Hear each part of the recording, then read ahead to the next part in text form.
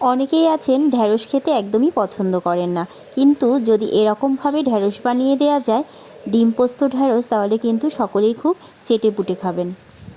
তো এখানে আমি এরকম পাতলা করে ঢ্যাঁড়সগুলোকে কেটে নিয়েছি। আর এখানে নিয়েছি পেঁয়াজ কুচি, টমেটো কুচি, লঙ্কা কুচি। এবার গ্যাসে একটা কড়াই বসিয়ে আমি কিছুটা সর্ষের তেল দিয়ে তেলটাকে গরম করে নিয়ে নুন দিয়ে ঢ্যাঁড়সগুলোকে ভালো করে ভেজে নিচ্ছি।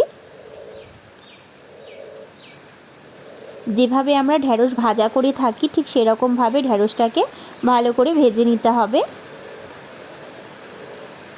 এই যে এরকমভাবে সমস্ত ঢ্যাঁড়সটাই আমি ভেজে নিলাম। এবার একটা প্লেটের মধ্যে নামিয়ে নিচ্ছি।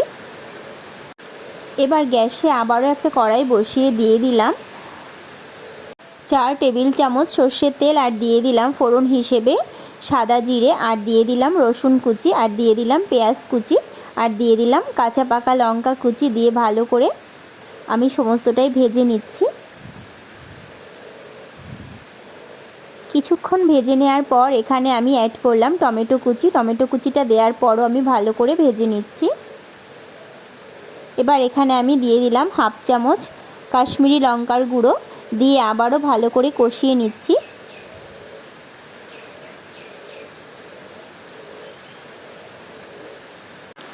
এবার কষিয়ে নেওয়ার পর এখানে আমি অ্যাড করছি 4 চামচ গোটা পোস্ত। পোস্তটাকে দিয়ে ভালো করে আবারও একটু কষিয়ে নেব, নেড়ে চেড়ে নিচ্ছি ভালো করে।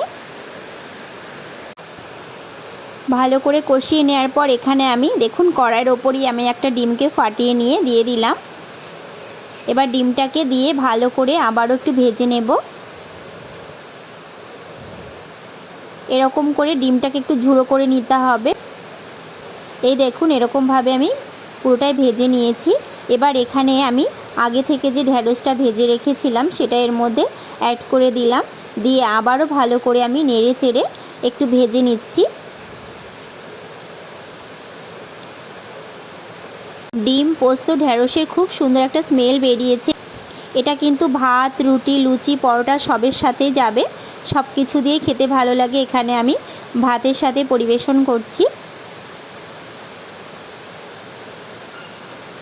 এবার একটু আমি টেস্ট করে দেখছি।